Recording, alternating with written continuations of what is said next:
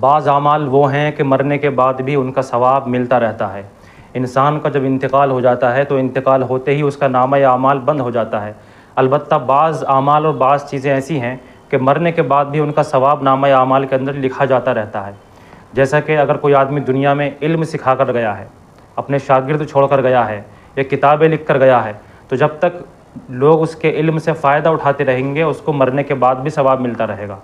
اسی طرح اگر کسی آدمی نے مسجد بنوا دی یا کوئی مدرسہ بنوا دیا تو جب تک وہ مسجد اور مدرسہ دنیا میں باقی ہے مرنے کے بعد بھی اس کو اس کا ثواب ملتا رہے گا۔ اسی طرح اگر کسی آدمی نے دنیا میں کوئی کنواں کھدوایا، نہر کھدوائی یا نل لگوا دیا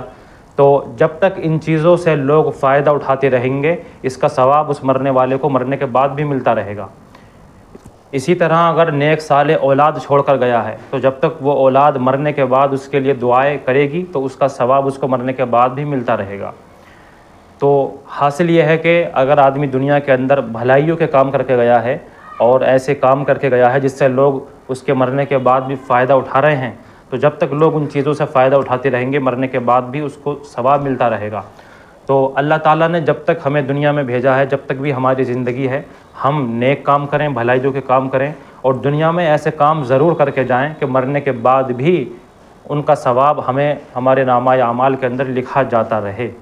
اس کو صدقہ جاریہ بھی کہتے ہیں۔